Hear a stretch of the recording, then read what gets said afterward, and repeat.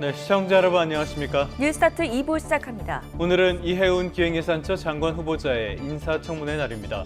하지만 청문회가 계획대로 열릴지는 미지수입니다. 국민의힘이 청문회 보이콧을 선언했기 때문인데요. 이 후보자에게 심각한 의혹이 나오면 나올수록 공개적인 검증의 중요성은 더 커지죠. 야당은 계획대로 청문회에 협조하고 청와대와 여당은 제대로 민심을 반영해야 하겠습니다. 지난주엔 따뜻한 날씨가 이어졌는데요. 오늘부터 상황이 급변합니다. 전국이 흐리고 중부지방엔 눈이나 비까지 내리고 있습니다. 내일부터 맹추위도 시작됩니다. 출근길 교통사고, 또 강추위 속 한파사고 없도록 대비 잘하셔야겠습니다. 그럼 이 시각 주요 뉴스부터 살펴보겠습니다. 오늘로 예정된 이해운 기획예산처 장관 후보자 인사청문회가 제대로 열릴 수 있을지 여전히 불투명합니다. 여야는 막판까지 관련 협상을 이어갈 전망입니다. 우상호 청와대 정무수석의 후임자로 홍익표 전 더불어민주당 원내대표가 임명됐습니다. 지방선거를 앞두고 도전할 다른 청와대 참모들의 사퇴도 잇따를 것으로 보입니다. 한국은행이 기준금리를 동결하면서 3%대 주택담보대출 금리가 사실상 사라졌습니다. 대출을 최대한 늘려 집을 산 이른바 영끌족의 시름은 깊어지고 있습니다. 북한에 날려보낸 무인기를 제작한 혐의를 받는 용의자가 윤석열 정부 대통령실에서 근무했던 것으로 전해졌습니다. 앞서 자신이 무인기를 날렸다고 주장했던 대학원생도 윤석열 정부 대통령실 대변인실에서 근무했던 것으로 파악됐습니다. 네, 첫 소식입니다. 이해운 기획예산처 장관 후보자 인사청문회는 오늘로 예정돼 있습니다. 하지만 제대로 열릴 것인지 여전히 불투명합니다.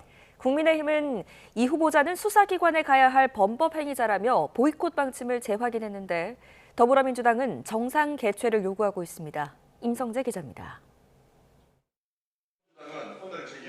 애초 여야가 합의한 이해운 후보자 인사청문회 하루 전 국민의힘은 청문회 전면 거부 의사를 재확인했습니다. 비리 집합체처럼 보좌진 폭언과 부동산 투기, 부모 찬스 등 각종 의혹은 넘쳐나는데 최소한의 자료 제출 성의도 안 보인다며 지금 상태론 청문회를 열 수 없다고 못 박은 겁니다. 범법 행위자 이해운 기획예산처 장관 후보자에 대한 인사청문회를 거부합니다.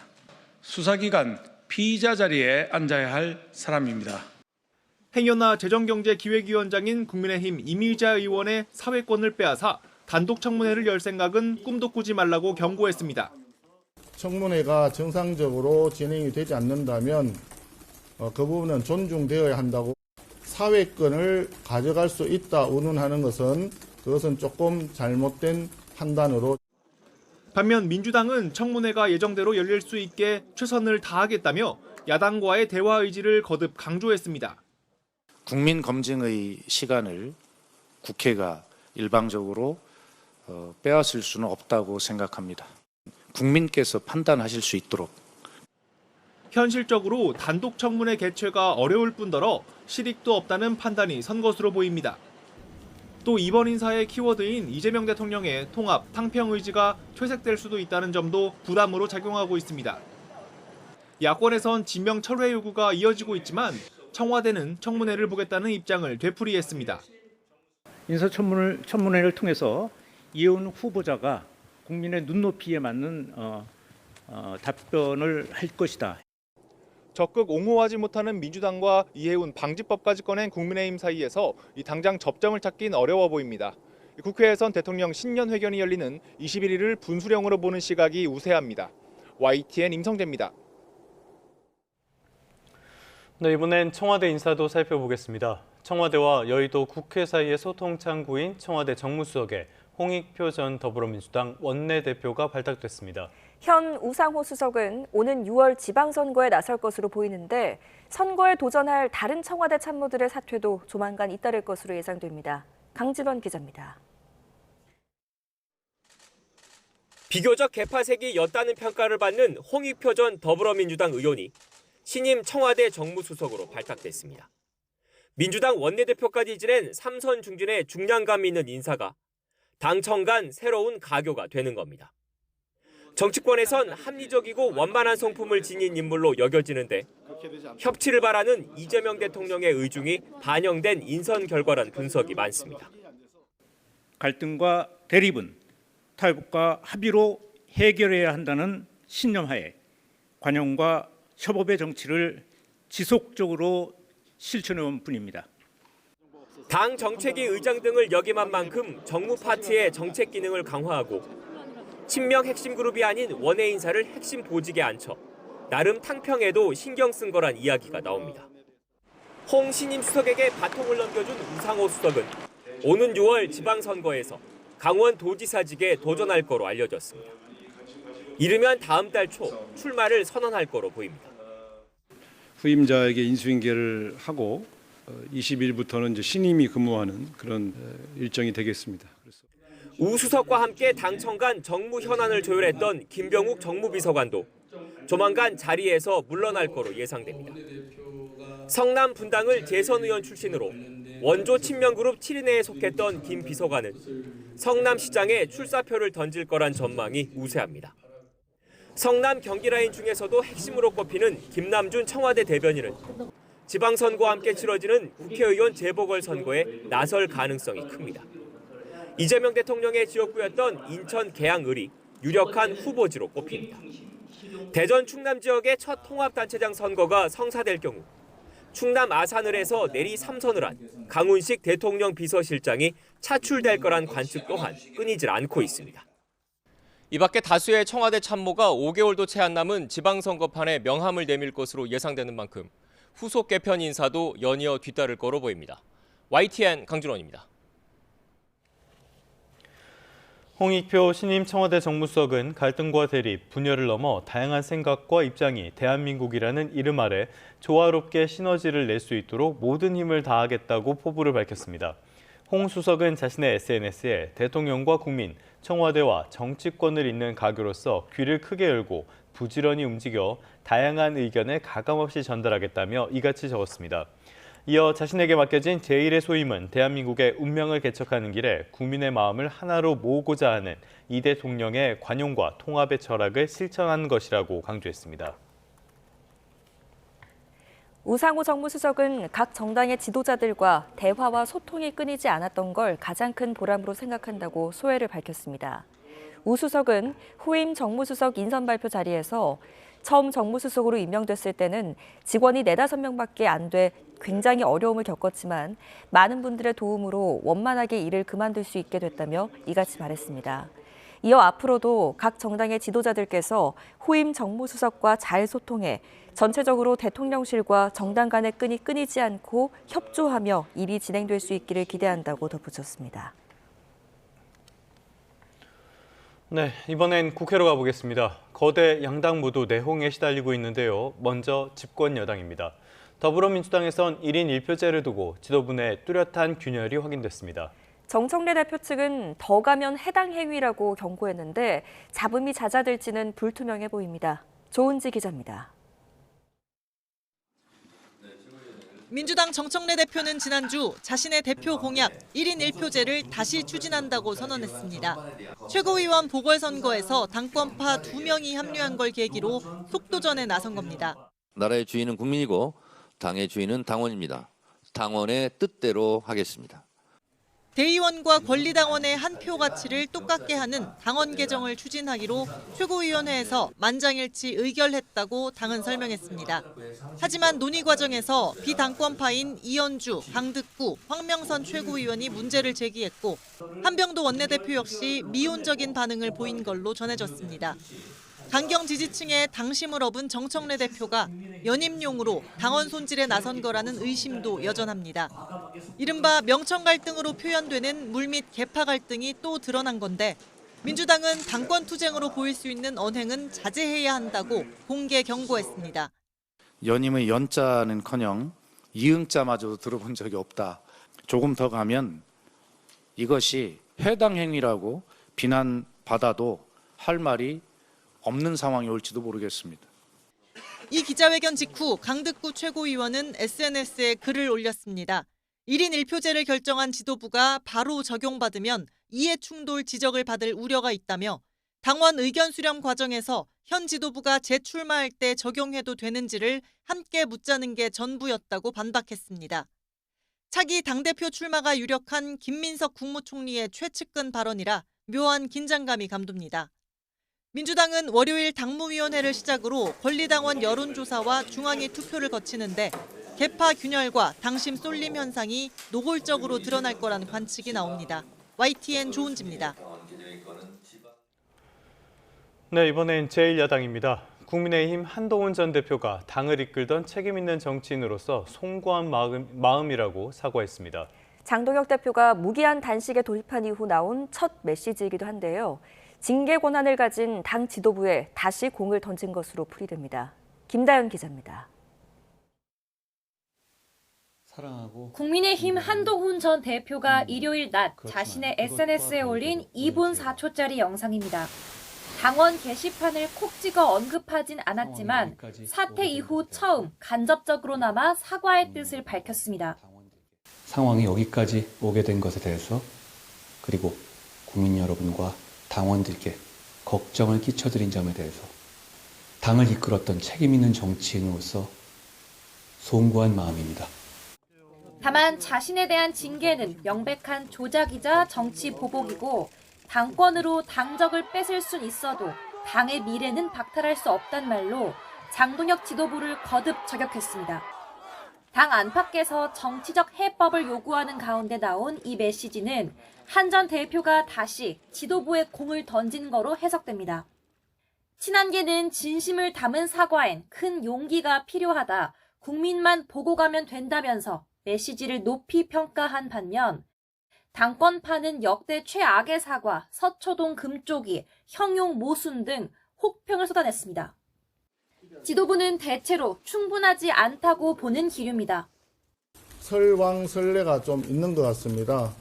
많은 분들이 어떻게 받아들이고 있는가 하는 부분을 다시 한번 생각을 해봐야 되겠다.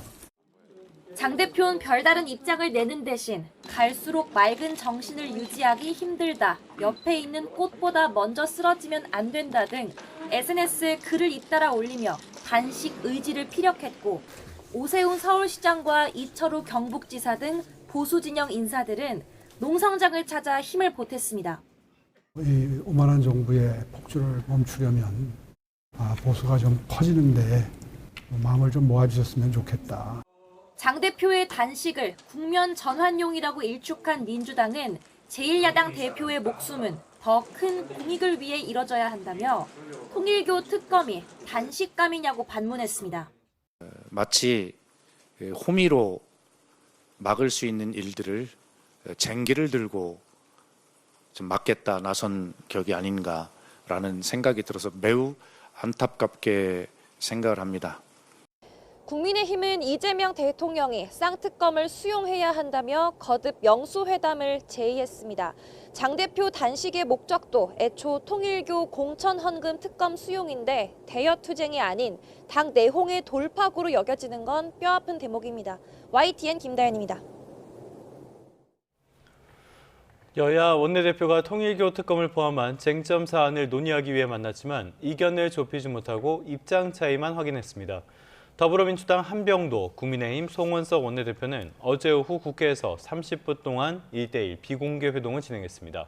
송 원내대표는 통일교 특검법 수용을 제안했지만 한 원내대표는 신천지 등 종교가 정치에 개입한 내용을 포함해야 한다고 주장하면서 평행선을 달렸습니다. 협상은 합의나 진전이 없이 끝났고요. 오늘 예정된 추가 회동도 없다고 양당은 전했습니다. 네, 경제 뉴스입니다. 지난 15일 한국은행이 기준금리를 동결하면서 금리 인하에 대한 기대감이 완전히 꺾여버렸습니다. 시장금리가 뛰고 주택담보대출 금리까지 오르면서 사실상 3%대 주담대 금리는 기대하기 어렵게 됐습니다. 최두희 기자입니다. 지난 15일 기준금리를 연 2.5%로 5회 연속 동결한 한국은행 금융통화위원회.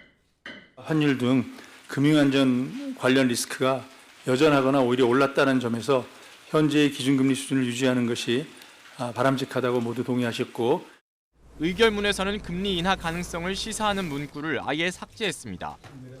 이를 금리 인하 시대가 끝났다고 받아들인 시장금리가 뛰면서 은행권 전반에 걸쳐 주택담보대출, 즉 주담대 금리도 상승세로 돌아섰습니다.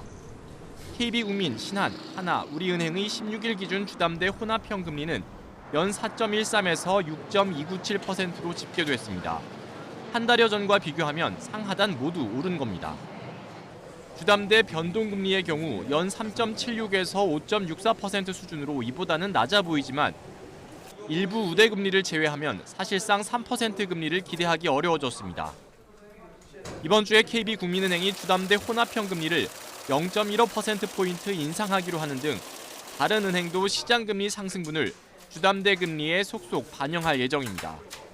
당분간 금리 상승 가능성이 점쳐지는 가운데 금리 동결 기조에 따라 추가 금리 상승폭은 제한될 전망입니다. 주담대 금리가 추가로 상승할 가능성은 배제할 수는 없긴 한데요. 아무래도 금리 인상보다는 동결 기조가 유지된다라고 하면 상승폭은 일단 좀 제한적이지 않을까.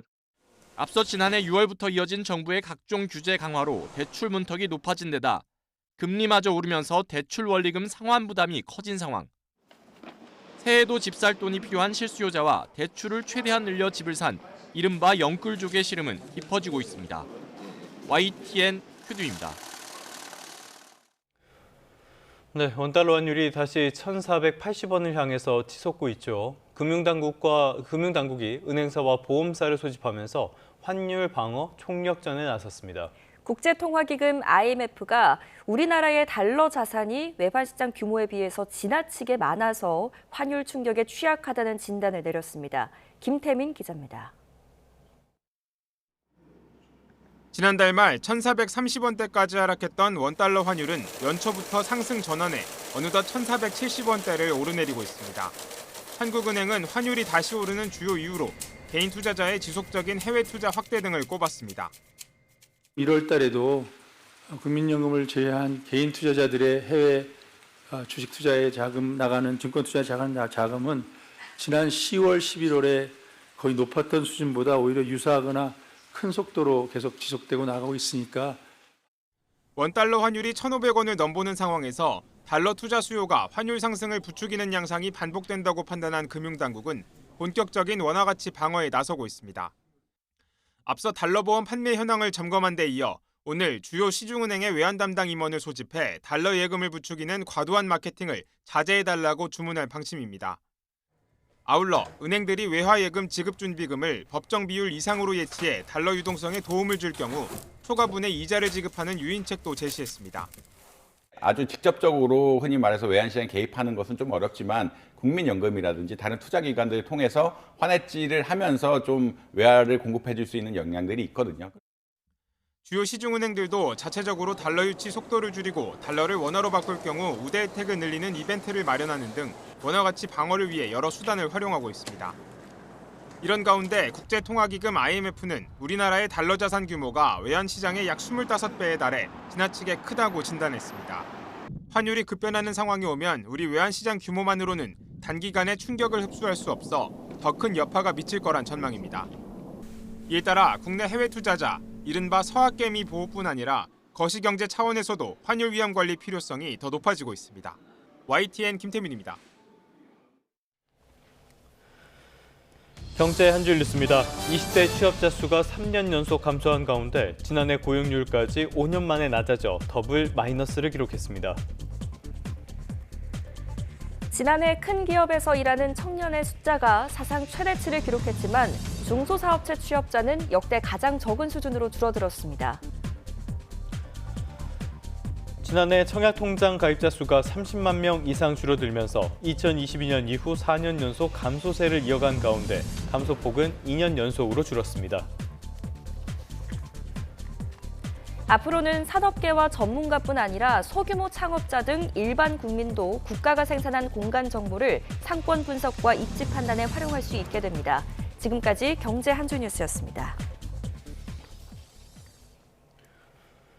네, 다음 소식입니다. 지난 금요일 윤 전 대통령 체포방해 사건에 이어서 이번 주에는 내란 방조 혐의 등을 받는 한덕수 전 총리에 대한 1심 선고가 내려집니다. 본류인 내란 사건에 대한 첫 판결인데요. 사법부가 12.3 비상계엄에 대해 어떤 판단을 내릴지 주목됩니다. 임혜진 기자입니다. 오는 수요일 내란 우두머리 방조 혐의 등을 받는 한덕수 전 총리의 1심 선고 기일이 열립니다. 지난 16일 윤 전 대통령의 체포방해 사건에 이어 이번엔 본류인 내란 혐의 사건에 대한 사법부 첫 판단이 나오는 겁니다. 한 전 총리는 국무총리로서 대통령의 권한 남용을 견제할 의무가 있는데도 비상계엄 선포를 저지하지 않은 혐의를 받고 있습니다. 특검은 한 전 총리가 사실상 내란 사태를 막을 수 있던 유일한 사람이었는데도 범행에 가담했다며 징역 15년을 구형했습니다. 본 사건은 대한민국 민주주의에 대한 테러입니다. 국가, 국민 전체가 피해자입니다.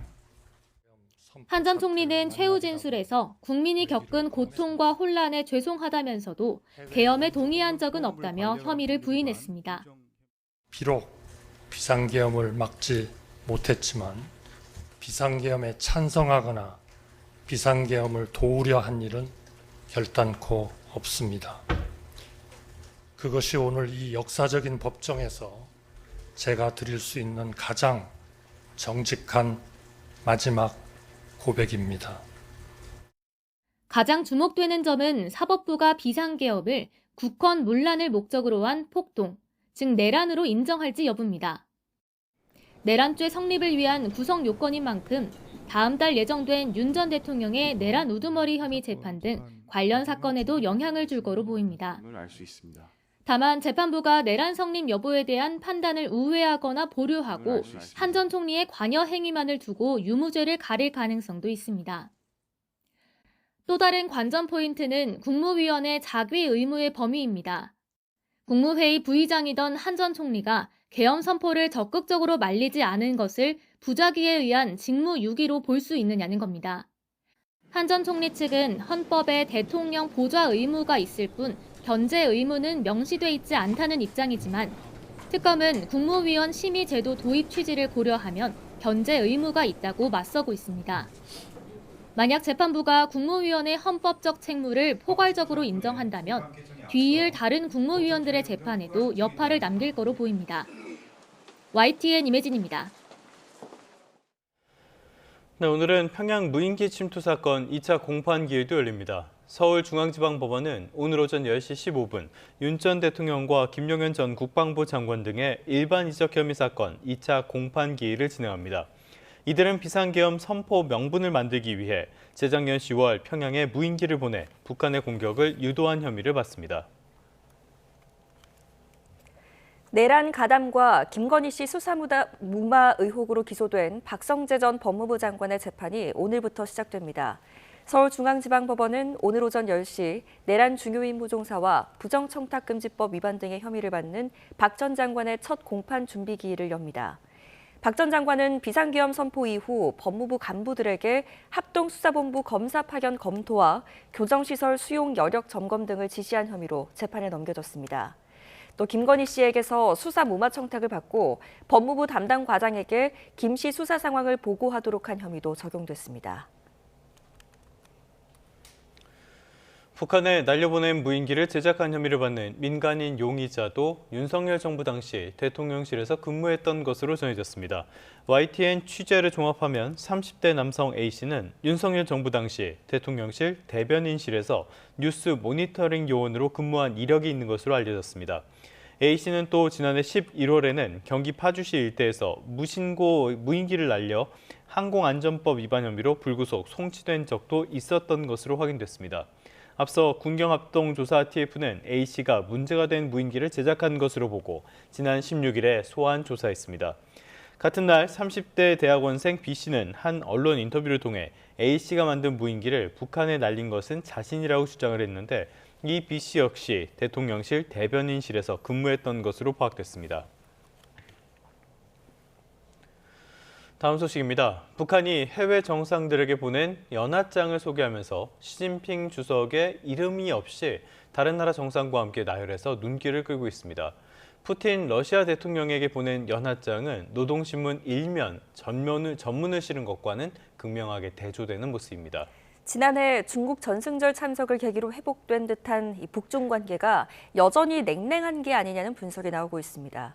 홍선기 기자가 보도합니다. 북한 조선중앙통신은 김정은 국무위원장이 해외 정상들에게 신년 연하장을 보냈다고 보도했습니다. 연하장 발송 대상으로는 베트남과 인도네시아를 비롯해 벨라루스와 알제리 등 북한과 친분이 깊은 나라의 정상들을 나열했습니다. 그런데 이 명단에 중국 국가 주석 부부도 함께 언급됐습니다. 맨 앞에 나오긴 했지만 시진핑 주석 이름도 없이 다른 나라 정상들과 함께 나열된 것은 이례적인 일입니다. 지난달 김 위원장이 푸틴 러시아 대통령에게 보낸 연하장은 노동신문 일면에 전문을 실었던 것과는 극명하게 대조되는 모습입니다. 북러 밀착으로 소원했던 북중 관계는 지난해 김정은 위원장의 방중으로 회복되는 모습을 보여왔습니다. 김정은 동지께서는 습근평 동지와 반갑게 상봉하시고 인사를 나누신 후 경축 행사에 초대된 세계 여러 나라 국가 및 정부 수반들, 국제기구 지도자들과 함께 기념사진을 찍으셨습니다. 그런데 겉보기와 달리 북중 관계가 여전히 회복되지 않고 있다는 징후가 곳곳에서 나오고 있는 겁니다. 전문가들은 북한이 한중 정상회담에 대해서도 노골적으로 불만을 드러냈던 것 역시 중국에 대한 서운함의 표현이라고 해석합니다. 시진핑 주석의 연하장을 홀대하거나 한중 정상회담에 대해 청탁질이라고 비난하는 것은 중국의 정치적 영향력이 북한 내에서 제대로 작동하지 않고 있음을 의미하고 있습니다. 북한에 대한 중국의 영향력이 예전 같지 않다는 분석 속에 중국을 통해 북한과의 대화를 시도하려는 우리 정부의 계획에도 영향이 있을지 주목됩니다. YTN 홍성기입니다. 지난해 북한과 중국의 공식 무역액은 28억 3,500만 달러, 우리 돈 4조 355억 원으로 전년보다 25% 증가했다고 교도통신이 중국 세관당국을 인용해 보도했습니다. 교도통신은 지난해 북중 무역액이 2000년 코로나19 국경 왕래를 제한하기 전의 수준으로 회복된 것이라며 다만 2017년 유엔 안보리 제재 결의로 양측의 무역이 급감하기 전과 비교하면 절반 수준이라고 전했습니다. 네, 이번엔 일본으로 가보겠습니다. 다카이치 사나의 일본 총리가 오늘 중의원 해산 방침을 공식 표명합니다. 다가올 총선에서 여당의 압도적 과반 의석을 노리고 있는데 만만치 않다는 전망도 나옵니다. 도쿄에서 김세호 특파원의 보도입니다. 다카이치 일본 총리가 오는 23일 소집되는 정기국회에서 국회 중의원을 해산하겠다는 방침을 기자회견에서 밝힙니다. 중의원 해산에 따른 총선거는 다음 달 8일이 가장 유력합니다. 이럴 경우 중의원 해산에서 총선 투개표까지 17일 만에 끝나는데 일본 정치사에서 유례없는 초단기 일정입니다. 다카이치 총리가 이례적인 결정을 내린 데는 70%를 훌쩍 넘는 내각의 높은 지지율을 바탕으로 국회 과반을 확보할 수 있다는 판단이 작용한 것으로 보입니다. 중의원 해산이라는 승부수를 걸었지만 변수도 만만치 않습니다. 우선 집권 자민당의 지지율은 32%에 불과한 것으로 나타나 다카이치 내각의 높은 지지율과 좀처럼 연동되지 않고 있습니다. 지금의 연립여당인 일본 유신회와의 선거 협력도 예전 연립여당이었던 공명당처럼 끈끈하지 않습니다. 維新の会との選挙協力については、基本的にはですね、いたしません。 반면 자민당과의 연합정권에서 이탈한 공명당과 제1야당인 입헌민주당이 신당을 창당하며 중도층 공략에 속도를 내고 있습니다. 人間中心主義で人間の尊厳を重視したというそういうね理念のもとにそれに賛同する人たちが集まってくるという構図のもとで新しい党を作ることといたしました。 특히 연립여당 시절 자민당 후보를 밀던 공명당 지지표가 지역구당 최대 2만 표까지로 추산되는데 이 표들이 입헌민주당으로 흐를 수 있습니다. 여기에 외국인 배척 등 극우 정책을 내세우며 급부상한 참정당과의 경쟁도 부담입니다. 고물가와 중일 갈등 격화 등 어려운 경제, 외교안보 국면 속에 총선에서 압승하지 못할 경우 다카이치 총리가 정치적 위기에 몰릴 수 있다는 전망도 나오고 있습니다. 도쿄에서 YTN 김세호입니다. 민간인 통제 구역과 맞닿은 접경 지역은 여러모로 군사 규제로 출입조차도 쉽지 않은 게 현실입니다. 이렇다 보니 천혜의 관광 자원을 제대로 활용하지 못하고 주민 불편까지 이어지고 있는데요. 이번에 그 규제가 대폭 완화됐습니다. 홍성욱 기자가 취재했습니다. 깊이를 알 수 없는 검푸른 연못. 바로 옆 커다란 동굴은 신비로움을 더합니다. 때묻지 않은 자연의 비경을 선사하는 양구 두타연. 하지만 민간인 통제선 내부에 있어 출입 인원이 제한되고 신청서와 서약서를 쓰고 위치 추적 목걸이까지 받아야 출입할 수 있습니다. 까다로운 절차 때문에 관광객이 늘지 않는 게 현실. 철책 이전 등 세부 절차가 남아있지만 향후 2년 안에는 자유롭게 출입이 가능해질 전망입니다. 강원도가 강원특별법을 근거로 군사규제 개선을 추진한 끝에 군 당국이 민통선 북상을 조건부 수용한 덕분 이제 시작이니까 이런 우리 지역의 발전을 제외했던 것들이 그런 빗장이 하나 두 개씩 풀리지 않나 싶습니다. 멀리 북녘 땅을 바라볼 수 있는 안보관광 1번지 고성 통일전망대도 출입 통제 없이 자유롭게 드나들 수 있을 전망. 철원 지역 관광 명소로 자리 잡은 주상절리길 일대도 제한보호구역에서 해제됐습니다. 한 해 60만 명이 넘게 찾고 있지만 규제 탓에 기본적인 편의시설을 설치하는 것도 군부대 사전 협의 없이 불가능했는데 이제 시설 확충이 수월해졌습니다. 주상절리길 일대가 제한보호구역에서 풀렸다는 것은 저희가 철원 관광시대를 열어가는 그런 기립도를 크게 놔주신 것 같습니다. 강원도가 국방부에 규제 완화를 건의하고 지속적 협의한 끝에 철원과 양구, 고성 등 접경지 3,200만 제곱미터, 축구장 4,500개 면적에 대해 규제 개선과 조건부 수용이라는 결과를 이끌어냈습니다. 이용 시간 제한까지 있었던 것이 이제는 민통선이 쭉 통일전망대까지 올라가니까 완전히 자유롭게 이용할 수 있게 됐습니다. 군사규제로 가로막힌 접경 지역이 안보의 공간을 넘어 발전과 성장의 공간으로 거듭날 수 있을지 기대를 모으고 있습니다. YTN 홍서욱입니다.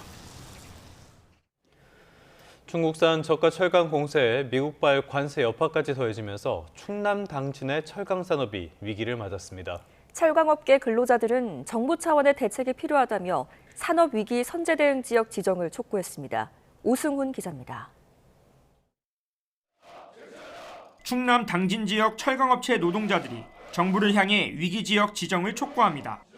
당진시 산업위기 선제대응 지역 즉각 지정하라! 지정하라! 글로벌 공급 과잉과 중국산 저가 철강 공세, 미국발 관세 폭탄까지 맞물리며 당진의 철강 산업이 최대 위기를 맞았기 때문입니다. 경기 부진 속에 산업용 전기료마저 크게 올라 제조 원가를 맞추기 어려울 정도입니다. 철강사들의 제일 큰 애로사항은 일단 그 원가 구조입니다. 그러니까 전기료. 일단 전기료가 몇 년 사이에 한 180% 이렇게 인상이 됐어요. 당진에는 대표 기업인 현대제철을 비롯해 모두 88개의 철강 기업이 있습니다. 전체 제조업 생산액 중 철강 산업의 비중이 무려 60%에 달해 지역 경제가 휘청이고 있습니다. 현대제철의 경우 연간 영업이익이 지난 2021년 2조 4,400억 원대를 기록했지만 3년 사이 1,500억 원대까지 급감했습니다. 일부 철강 기업의 공장 가동률은 60% 이하로 떨어졌고 누적된 적자를 견디지 못해 문을 닫는 기업도 늘고 있습니다. 상황이 이렇다 보니 당진시도 위기 극복을 위해 발벗고 나섰습니다. 위기지역 지정뿐 아니라 올해 6월 시행 예정인 철강산업특별법을 계기로 산업구조를 재편해야 한다고 말합니다. 지금 K스틸법이 법만 됐지 시행령이 안 돼 있어요. 그래서 장관 면담할 때 그 시행령에 대해서도 저희들이 건의할 생각입니다. 위기 선제대응 지역으로 지정되면 2년 동안 경영안정자금과 지방투자 촉진 보조금 등을 지원받을 수 있습니다. 당진과 비슷한 처지에 놓였던 여수와 서산, 포항과 광양 등 4개 도시는 이미 위기지역으로 선정됐습니다. 지난해 말 위기지역 신청서를 제출한 충남도와 당진시는 정부 차원의 적극적인 지원을 촉구할 계획입니다.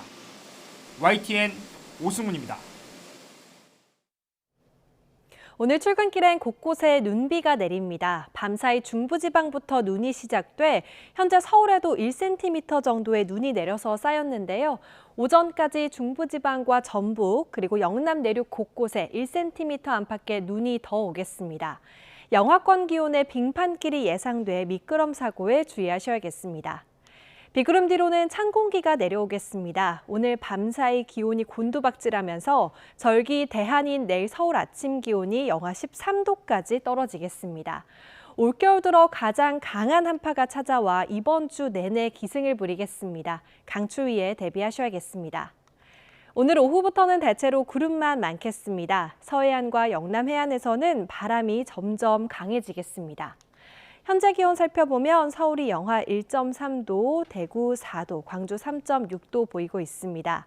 낮 기온은 서울 0도, 춘천 1도 등 중부지방은 예년 기온을 크게 밑돌겠고요. 남부지방은 대구 6도, 광주 4도 예상됩니다. 날씨였습니다. 이 시각 주요 뉴스입니다. 경찰이 강선우 의원에게 공천 헌금을 제공했다는 의혹을 받는 김경 서울시 의원에 대해 17시간에 가까운 조사를 벌였습니다. 전 사무국장 남모 씨도 이틀 연속 불러 조사했지만 두 사람의 대질 신문은 불발됐습니다. 우상호 청와대 정무수석 후임자로 홍익표 전 더불어민주당 원내대표가 임명됐습니다. 지방선거를 앞두고 도전할 다른 청와대 참모들의 사퇴도 조만간 잇따를 것으로 예상됩니다. 이재명 대통령과 조르자 멜로니 이탈리아 총리가 오늘 청와대에서 한 이탈리아 정상회담을 엽니다. 이 자리에서는 교육과 투자, 인공지능과 방위산업 등 주요 분야 협력이 논의될 예정입니다. 한국은행이 기준금리를 동결하면서 사실상 3%대 주택담보대출 금리가 사라졌습니다. 대출을 최대한 늘려 집을 산 이른바 영끌족의 시름은 깊어지고 있습니다. 네, 다시 주요 뉴스부터 살펴보겠습니다. 경찰이 강선우 의원에게 공천헌금 1억 원을 제공했다는 의혹을 받는 김경 서울시 의원에 대해 17시간 가까이 강도 높은 조사를 벌였습니다. 동시에 강 의원의 전 사무국장 남모 씨도 이틀 연속 불러 조사했지만 두 사람의 대질 신문은 불발됐습니다. 권준수 기자입니다. 1억 공천헌금 의혹을 받는 김경 서울시 의원이 주말에도 경찰에 출석했습니다. 미국에서 귀국한 지난 11일과 15일에 이어 벌써 세 번째 소환입니다. 성실히 조사받겠다는 말만 남긴 지난번과 달리 이번엔 본인 진술과 다른 축주성 보도가 난무하고 있다며 불만을 토로했습니다. 제가 하지 않은 그런 진술 그리고 추측성 보도가 너무 난무하고 있는 것 같습니다. 결과를 좀 지켜봐 주시기를 부탁드리겠습니다. 김 씨 의원은 그동안 경찰 조사에서 강선우 의원의 전 사무국장 남모 씨가 자신에게 먼저 금품을 요구했다고 진술한 것으로 알려졌습니다. 지난 2022년 지방선거를 앞두고 카페에서 셋이서 만났고 남 씨가 자리를 비운 사이 강 의원에게 1억 원을 줬다는 입장으로 전해졌습니다. 하지만 이 가운데 무엇이 잘못된 내용이냐는 취재진 질문에는 답하지 않았고 17시간 넘는 강도 높은 조사를 받고 나온 뒤에도 이와 관련해서 어떠한 말도 하지 않았습니다. 특성 보도 많다고 하셨는데 어떤 부분 구체적으로 말씀하신 건가요? 그건 강선우 의원한테 직접 건네신 건가요? 누가 먼저 제안하셨나요? 경찰은 전 사무국장 남 씨도 이틀 연속 소환했습니다. 김경 시의원에게 공천헌금 먼저 제안하셨습니까? 공천헌금 1억 원 액수도 먼저 받았어요. 남 씨는 강선우 의원 지시를 따라 물건을 옮겨 실었을 뿐 내용물이 돈이었다는 건 몰랐다고 주장하는 것으로 알려졌습니다. 이와 관련해 경찰이 김 씨 의원과 남 씨의 대질 신문을 할 거로 예상됐지만 이루어지지 않았습니다. 두 사람의 주장이 엇갈리고 있는 가운데 경찰은 오는 20일엔 의혹의 정점인 강 의원을 소환할 예정입니다. YTN 권준수입니다. 1억 원 공천헌금 의혹을 수사하는 경찰이 의혹의 정점인 강선우 의원을 내일 처음으로 소환합니다. 강 의원과 전 사무국장 남모 씨, 또 김경 서울시 의원까지 핵심 관계자 3명의 진술이 서로 엇갈리고 있는 만큼 대질 조사가 이루어질지 주목됩니다. 유서연 기자입니다. 1억 공천헌금 의혹을 수사하는 경찰이 더불어민주당을 탈당한 무소속 강선우 의원을 이번 주 화요일 처음으로 소환 조사합니다. 강 의원은 지난 2022년 지방선거를 앞두고 서울시 의원 공천 신청자였던 김경 시의원에게서 1억 원을 받고 당시 공천관리위원회 간사였던 김병기 의원과 상의했다는 의혹을 받고 있습니다. 저도 잘해주세요. 네, 하여튼 돈부터 돌려드리세요. 안 받는 거. 그거는 뭐 의원님이 보셔가지고 지금 보셔가지고 던져놓고 나오든지. 의혹이 불거진 뒤 강 의원은 1억 원을 주고받은 건 김 시 의원과 자신의 전 사무국장 남모 씨 사이의 일이라며 혐의를 부인했습니다. 자신은 몰랐고 남 씨가 돈을 받고 사후 보고하자 즉시 반환하라고 지시했을 뿐이라고 주장하고 있습니다. 하지만 1억 원을 건넸다는 김 씨 의원의 주장은 전혀 다른데 김 씨 의원은 남 씨가 먼저 공천원금을 제안해왔고 세 사람이 동석한 자리에서 남 씨가 자리를 비웠을 때 강 의원에게 돈을 직접 전달했다는 입장으로 전해졌습니다. 남 씨는 세 사람이 함께 만난 건 사실이지만 물건을 차에 옮기라는 지시에 돈인지 모르고 트렁크에 넣었다며 또 다른 주장을 하고 있습니다. 김 씨 의원은 현재까지 3차례 소환 조사를 받았고 1억 원을 보관했다는 핵심 인물로 지목된 남 씨 역시 벌써 3차례 경찰에 출석했습니다. 경찰은 지금까지 확보한 진술과 증거를 토대로 강 의원의 조사에 대비한 질문지를 작성하고 있습니다.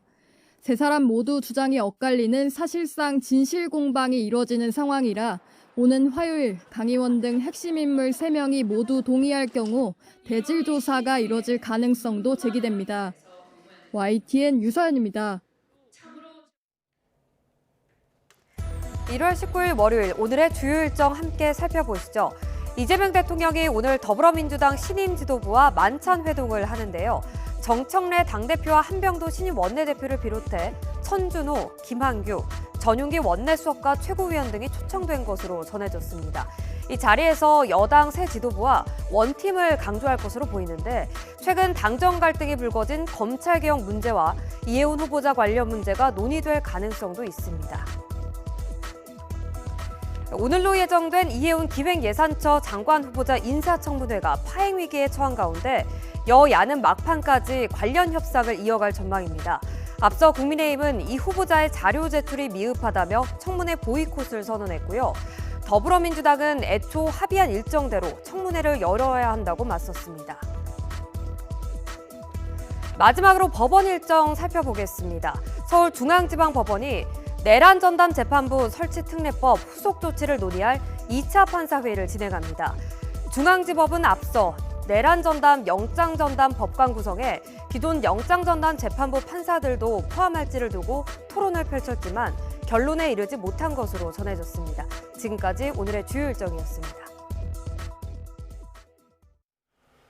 네, 다음 소식입니다. 정부가 지난 월요일에 검찰개혁 법안을 공개한 뒤로 잡음이 꽤 나오고 있습니다. 검찰청 이름만 바꾸는 이른바 택갈이라는 반발인데요. 개혁의 성패를 연착륙에 둘 것인지 아니면은 기조의 분명함에 둘 것인지를 놓고 시각 차이가 뚜렷하다는 분석이 나옵니다. 이준엽 기자입니다. 공소청법과 중대범죄수사청법 정부안이 베일을 벗자마자 국무총리실 산하 검찰개혁 추진단 자문위원들이 집단 사퇴하며 내용이 불거지고 있습니다. 사퇴위원들은 공개된 중수청은 사실상 제2의 검찰청으로 택가리에 불과하다는 입장입니다. 검찰개혁이 자칫 현재의 하나의 검찰을 2개의 검찰로 만드는 최악의 결과를 초래할 수도 있는 것입니다. 왜 2개의 검찰이라는 걸까? 이들의 주장은 변호사 자격을 요구하는 수사사법관과 전문 수사관으로 이원화된 중수청 조직이 사실상 현행 검사와 수사관 구조를 그대로 옮긴 것 아니냐는 겁니다. 게다가 공소청은 현행 검찰의 3단 구조를 그대로 이어받고 중수청으로부터 수사와 관련해 통보를 받거나 중수청에 입건 요청할 권한이 유지되는 상황인데 사실상 검찰청을 2개로 쪼개고 과거의 대검찰청 중수부를 중수청으로 격상시켜주는 꼴 아니냐는 반응입니다. 우려에도 정부안이 이 같은 형태를 택한 건 검찰개혁의 연착륙을 위한 고민이 담겼다는 분석이 제기됩니다. 지난해 실시한 설문조사에서 중수청으로 가겠다는 검사는 0.8%, 단 7명에 불과했던 만큼 인력 유인을 위한 설계가 핵심 과제로 꼽히기 때문입니다. 수사기소 분리라는 핵심 과제만 완수된다면 검찰의 다도격 78년 경험을 넘겨받는 게 중요하다는 관점입니다. 대통령이 어떤 국정운영 방향을 맞춰갖고 그렇게 충실하게 자기 본연의 임무에 좀 충실하고 있다고 보고 있습니다. 그러나 대통령이 직접 중재에 나설 정도로 충돌이 비화한 만큼 현행 정부안의 변침은 불가피할 것으로 보입니다. YTN 이준엽입니다. 사건 사고 소식입니다. 대전에 있는 노인요양시설에서 불이 나 90대 입소자가 화상을 입었습니다. 포항에서는 22명이 탄 낚싯배가 엔진 고장으로 멈춰 표류하는 아찔한 사고도 벌어졌습니다. 이윤재 기자입니다. 치료용 적외선 램프가 검게 그을렸습니다. 요양시설에 있는 침대와 복도에도 시커먼 재가 남았습니다. 아침 7시쯤 대전에 있는 노인 요양시설에서 불이 났습니다. 불은 10분 만에 꺼졌지만 90대 입소자가 하반신에 화상을 입었습니다. 책상과 이어지는 벽에 시커먼 그을음이 가득합니다. 서울 충신동에 있는 오피스텔에서 불이 난 건 새벽 3시쯤. 전기 문제로 불이 시작됐고 다친 사람은 없었습니다. 오전 10시 반쯤 충남 금산에 있는 단독주택에서도 불이 났습니다. 다친 사람은 없었지만 주택 일부가 불에 타 소방서 추산 700만 원의 재산 피해가 났습니다. 캄캄한 바다 위 낚싯배에 탄 사람들이 해경 구조정으로 몸을 옮깁니다. 포항 앞바다에서 엔진 고장으로 낚싯배가 멈췄다는 신고가 들어온 건 새벽 1시 반쯤. 출동한 해경은 승선원 22명을 안전하게 구조하고 배는 가까운 항구로 예인했습니다. 화물차가 주택가를 덮치는 사고도 벌어졌습니다. 오전 11시 10분쯤 경남 김해에서 내리막길을 달리던 화물차가 전봇대를 들이받고 주택가로 추락해 60대 운전자가 다쳤습니다. YTN 이윤재입니다. 어젯밤 10시 반쯤 경북 경산시 영남대학교 근처 왕복 6차선 도로에서 중앙분리대를 넘은 SUV가 마주오던 승용차와 충돌했습니다. 이 사고로 30대 SUV 운전자와 50대 승용차 운전자가 다쳐 병원으로 옮겨져 치료를 받고 있습니다. 경찰은 음주운전이 적발되진 않았다며 정확한 사고 경위를 조사하고 있다고 밝혔습니다. 또 어젯밤 9시쯤 강릉시 교동에 있는 교차로에선 50대 음주운전자가 몰던 승용차가 SUV와 충돌하는 사고가 발생했습니다. 이 사고로 다친 사람은 없었지만 차량이 크게 파손됐습니다. 경찰은 운전자의 음주 사실을 확인해 입건한 뒤 구체적인 사고 경위를 조사하고 있습니다.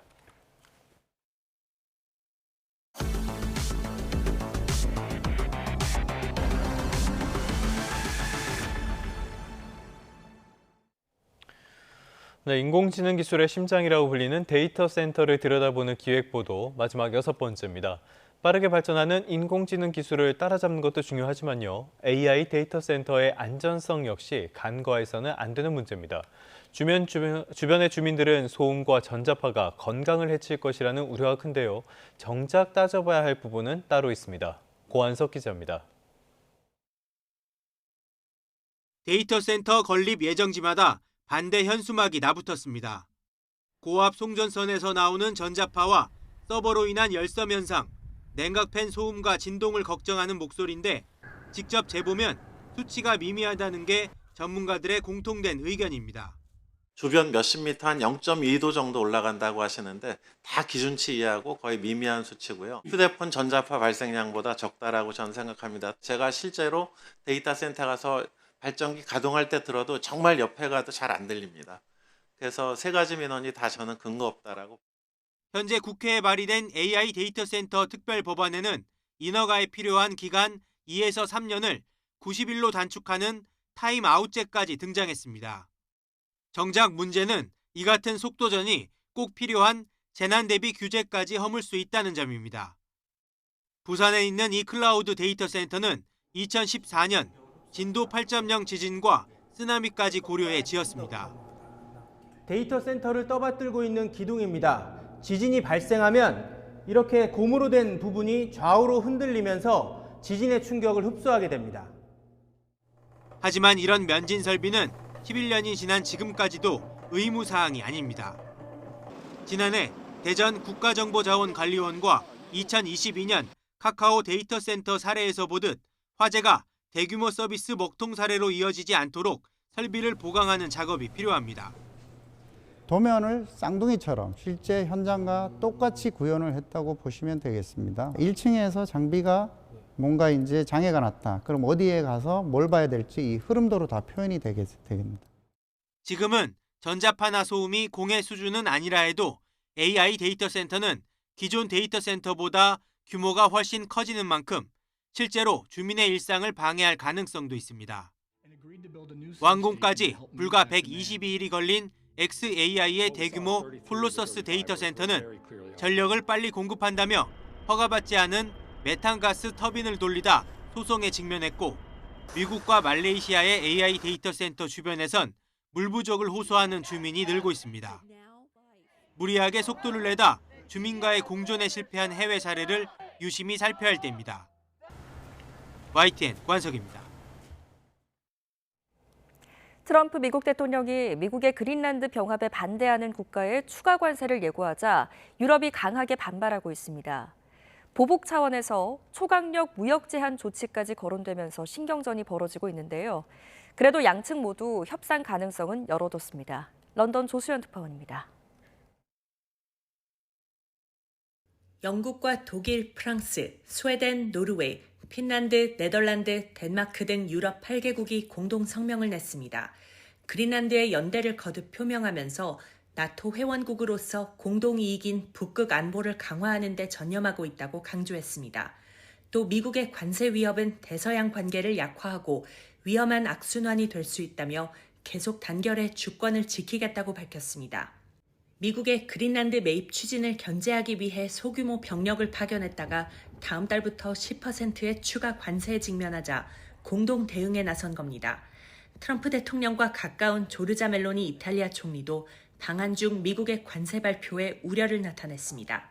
Un aumento dei dazi nei confronti di quelle nazioni che hanno scelto di contribuire alla sicurezza della Groenlandia, secondo me è un errore e ovviamente non la condivido. 미국의 관세 위협에 맞서 EU 차원에서 무역을 광범위하게 제한하는 통상 위협 대응 조치를 발동할 가능성까지 거론되고 있습니다. 에마뉴엘 마크롱 프랑스 대통령은 이를 공식적으로 추진하기 위해 유럽 주요국 정상과 접촉에 나섰습니다. Oui, mais dans cette escalade des droits de douane, il a beaucoup à y perdre aussi, y compris ses propres agriculteurs, y compris ses propres industriels. 유럽 일각에서는 미국과의 무역 협정을 보류하거나 오는 6월 개막하는 북중미 월드컵을 보이콧하자는 의견도 나왔습니다. 트럼프 대통령이 관세 카드로 유럽의 나토 동맹국들에 대한 압박 수위를 높이고 유럽도 물러서지 않으면서 나토 균열 우려가 현실화하는 모습입니다. 다만 미국과 유럽은 집단 방위 차원에서 여전히 서로가 필요한 만큼 대화할 준비가 돼 있다며 협상 의지를 보였습니다. 트럼프 대통령이 이번 주 스위스 다보스 포럼에 참석할 예정이라 이 자리에서 어떤 대화가 오갈지 주목됩니다. 런던에서 YTN 조수연입니다. 이민 단속국 요원의 총격 사건을 계기로 격렬한 시위가 계속되는 미네소타주에 미 육군 파견 가능성이 보도되면서 긴장이 다시 고조되고 있습니다. 이민 단속 찬반 시위대의 충돌 상황까지 빚어진 가운데 이민 단속을 반대하는 백인 여성들을 겨냥한 혐오 표현도 등장했습니다. 신호 기자입니다. 구석에 몰려있는 남성을 향해 시위대가 물을 뿌리며 야유를 퍼붓습니다. 이민 단속 찬성 집회를 예고했다가 훨씬 규모가 큰 단속 반대 시위대를 자극했습니다. 2021년 미 의회 습격 사건 참가자면서 지난해 트럼프 대통령의 사면을 받은 극우 활동가 제이크 랭이 조직한 이날 집회는 무산됐습니다. I'm out here protesting fascism and Nazis all around. Jake Lang, Charlie Kirk, all of them that blame immigrants and women and people of color for the assault. 트럼프 미국 대통령의 강성 지지층 사이에선 이민 단속 반대 시위에 참여하는 백인 진보 여성들을 향해 혐오 표현을 붙이기 시작했습니다. 이민 단속국 요원의 총격으로 숨진 30대 여성을 부유한 백인, 진보, 도시 여성의 머리 글자를 따와서 어플로 부르는데 영어로는 끔찍하다는 뜻도 갖고 있습니다. ICE is occupying our city. We need to come take a stand. People who are privileged enough to be out here without fear of being detained to be out here fighting the war. 미 국방부는 알래스카에 주둔하는 미 육군 1,500명에게 미네소타주 파견 대비를 지시한 것으로 알려지면서 긴장이 더욱 고조되고 있습니다. 혹한기 작전에 특화한 병력으로 미네소타의 시위 사태가 악화할 경우를 준비한다는 뜻입니다. 하지만 연방정부의 이민 단속을 강하게 비판해온 미네소타 주지사는 주 방위군 동원을 지시하면서 평화적 시위를 당부했습니다. YTN 신호입니다. 지난해 트럼프 미국 대통령이 임신 중에 타이레놀을 복용하면 자녀의 자폐증 위험이 커진다고 주장해서 큰 논란이 됐었죠. 그런데 세계적인 의학학술지에 이 주장을 정면으로 반박하는 연구 결과가 발표됐습니다. 임신 중에 발열과 통증을 참는 게 오히려 더 위험하다는 겁니다. 한상욱 기자입니다. 지난해 9월 도널드 트럼프 미국 대통령은 임신부들에게 해열 진통제 타일레놀을 먹지 말라고 해 논란을 촉발했습니다. Acetaminophen, is that okay? Which is basically commonly known as Tylenol during pregnancy, can be associated with a very increased risk of autism. 당시 미국 식품의약국 FDA까지 나서 의사들에게 위험성을 알리겠다고 밝히면서 전 세계 임신부들 사이에서는 커다란 혼란이 일었습니다. 그런데 타일레놀을 임신 중에 먹어도 안전하고 자폐아 출산 가능성과 무관하다는 연구 결과가 나왔습니다.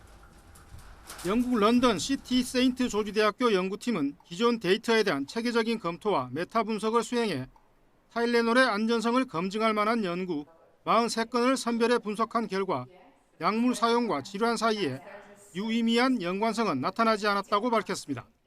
There is no link between paracetamol use in pregnancy and the risk of autism, ADHD, or intellectual disability.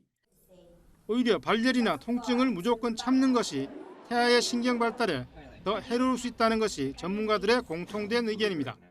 And there is a risk of not actually giving or not taking paracetamol. We know that fever in pregnancy or having pain and discomfort during pregnancy also can have risks to the pregnant woman and the baby. 이번 연구 결과는 세계적 의학 학술지 랜싯 산부인과와 여성 건강에 실렸습니다. YTN 한상욱입니다. 네, 다음 소식입니다. 파도와 추위를 함께 가르는 북극곰 수영 대회가 해운대 해수욕장에서 열렸습니다. 본격적으로 추워지기 전이라 눈썰매장은 어린이 손님들로 붐볐습니다. 김종호 기자입니다.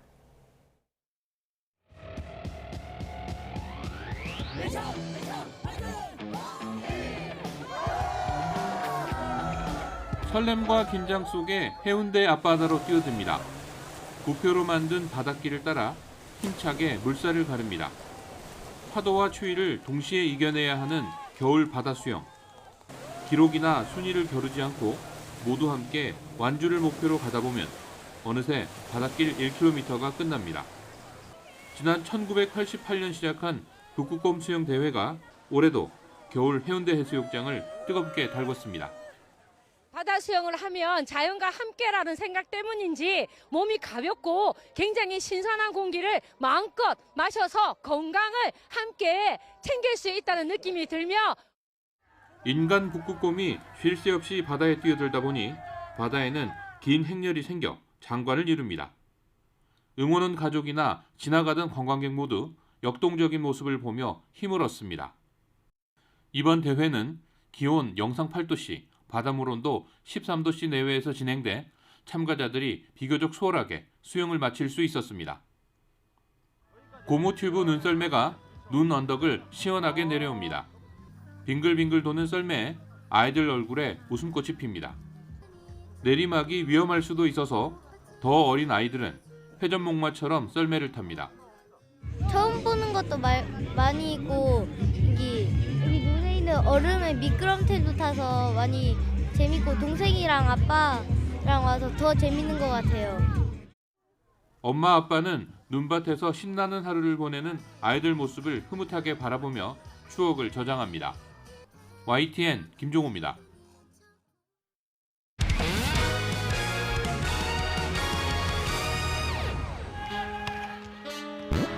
어렵게 올라갑니다.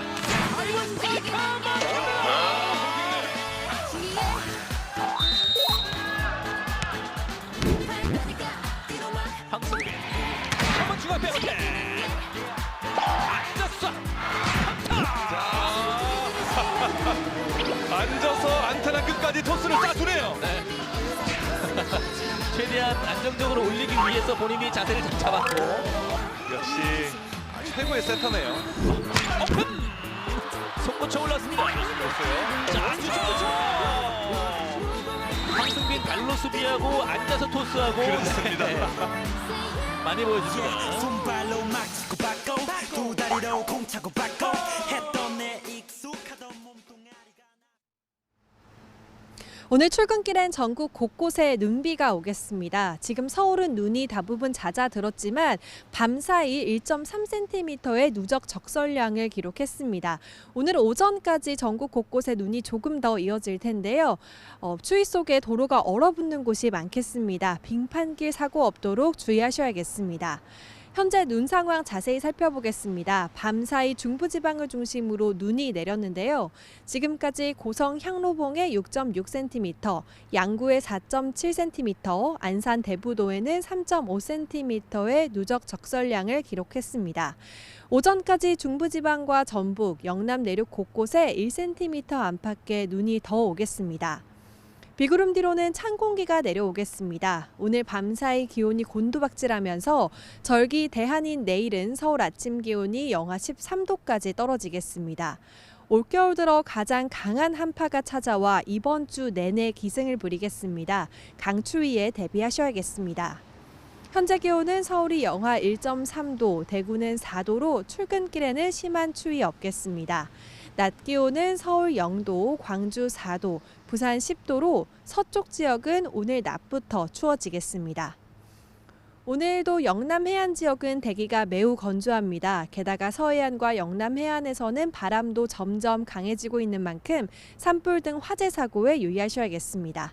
지금까지 YTN 이혜민입니다.